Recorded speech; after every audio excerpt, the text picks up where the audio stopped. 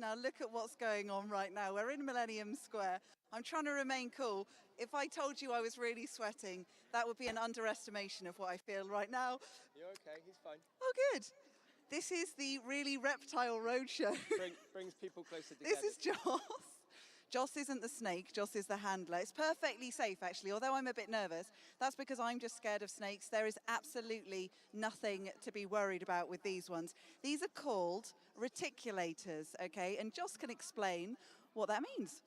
Okay, Laura's right. This is the reticulated python, Latin name Python reticulatus. What reticulated means is with the wild type of this species out in the wild, reticulated means net in Latin. And it's because of the net-like pattern on the body of the wild type. Do they smell fear? They do. I mean, they don't use their eyesight like we do. And they can't hear what we're saying because they got no ears. So their primary senses is the tongue that she's constantly flicking out. And they're very acute to vibrations as well. But if you're confident and slow moving, she's happy to just go where she wants. I'll just keep being confident and slow moving. And how does this particular snake feel about the one just to my right that Beth is holding? Okay, so they're the same species. Ideally in captivity, you keep them separate because snakes are really, they're opportunists. So one evening you can go to bed with both your snakes in the enclosure and you can wake up in the morning with just one snake. Or thereabouts, the opposite is if there's a male and female, then potentially you could breed them. So these are the same species, so potentially they could be bred together, male and female. Oh, it's tickling my ear right now. Should I be concerned? I'm okay about all of this. Absolutely fine, yeah. She's just inquisitive. As long as you're supporting the body weight of the snake, she's absolutely happy. She's just going where she is. If she was threatened, she would go back in an S-like, in a defensive strategy, and she would hiss or she would show threatening behavior. She's absolutely comfortable doing what she's doing right now. Is she really? Well, good for her. I'm trying to remain exactly the same. But as I say, you know, this is a demonstration that you don't need to be scared of snakes. Although I am, everything is absolutely fine. This is the job of being a presenter. So anyone who wants to be one, this is what it's like right now. You get to have this sort of experience. They seem to have a fascination with hair. Obviously, their scales are made up of the original fibrous hair ourselves. It's called keratin. It's what makes our hair and nails, and that's what their scales are made of. I don't open my mouth. I'm just keeping my mouth closed for that little bit. Here we go. She likes my sunglasses. Ah, whew, gosh, if you could tell my heartbeat right now, you would know that it's going like the absolute clappers. Much to the delight of everyone who's here. Joss, how do you get used to handling them and learning their behaviours? I mean, you are totally at ease as you do this, and I know you've got a lot of experience. Yeah, at the moment I house currently around 30 individuals. And I've been doing it a long time. I think when I was about 8 years old, me and my good friend Gino over there, we used to get off the school bus and we used to look at each other's collections after school. And I first got into snakes by sneaking a 6-foot boa constrictor into the house without telling mum. So I wouldn't recommend that by anybody. This was in Bristol, wasn't it?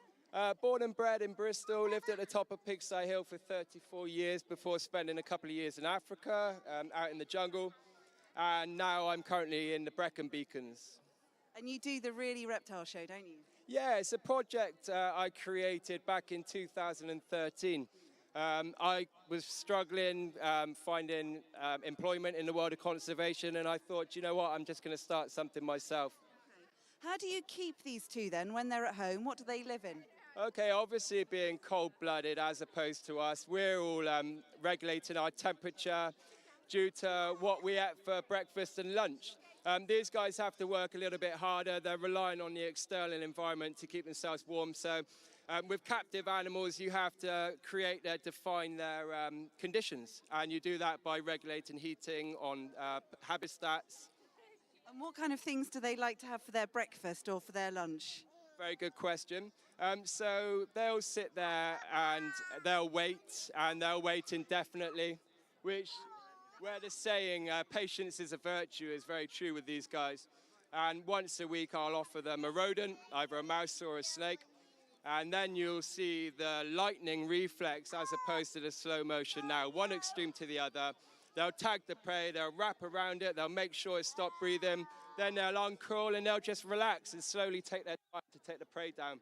And then they won't have to eat for at least another week or so. Now, was that just a toilet business? Yeah, all animals do what we all do ourselves. So that's, yeah. In truth, children are fascinated by poo. I mean, we all are. So, you know, that bit just happened. That goes with the territory. There will be some feeding behaviour going on this afternoon over in my exhibit. There's a lot to talk about. It's fascinating to watch. So if anybody wants to come and see that this afternoon, they're more than welcome. If you're a little bit squeamish, then maybe not. It's up to you. But the offer's there. Yeah, absolutely. And I know you've got some skins as well, because we know snakes shed their skins. And I know lots of people have... They don't shed. No, lizards. Tell me what happens. Snakes called a slough. Okay, so lizards shed their skin in patches and snakes slough. So people, you can actually see this and touch some of the examples, can't you? Yep, got lots of examples of that from my snakes that collect over time just to show everyone what it's like. Joss, how big is your collection of snakes? As I said earlier, at the moment I've got like around 30 individuals of snakes and lizards, and I've suddenly started getting into the interest of perhaps breeding one or two species.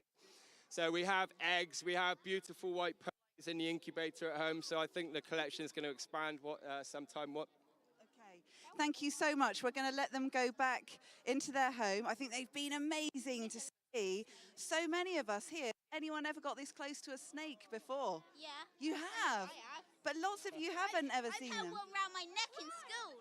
And here he is. He's just giving you a tickle, so just stay nice and steady. You're doing a great job. I mean, usually my education programs start at 5 years old, but I've been so impressed by 2-year-olds and 3-year-olds and how confident they are with the snakes.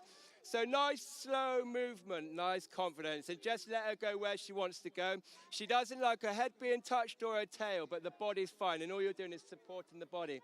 I'm just going to take her back a sec. Well done. See, they're just so they're so good. See, excellent bravery. Well done, you all. See, nothing to worry about. So much curiosity around snakes. It's not that scary. I've had one round my neck. Did you?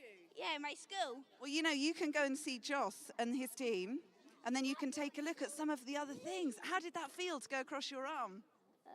I have done it. It was just quite smooth, wasn't it? It feels slimy, but it's not, so it's weird. I think you were all brilliant and showing that snakes got nothing to be scared of, have you? And they're not really even slimy either, so I don't know where we get that from either. Beth, meanwhile, has just been standing here, totally chilled with her snake. No fuss here. We're going to let you pop that one back in with Joss as well. It does look like it's sleeping. Thank you very much, Joss. We know it's getting a little bit cold for the snakes, so we're going to let them go back to where they would be.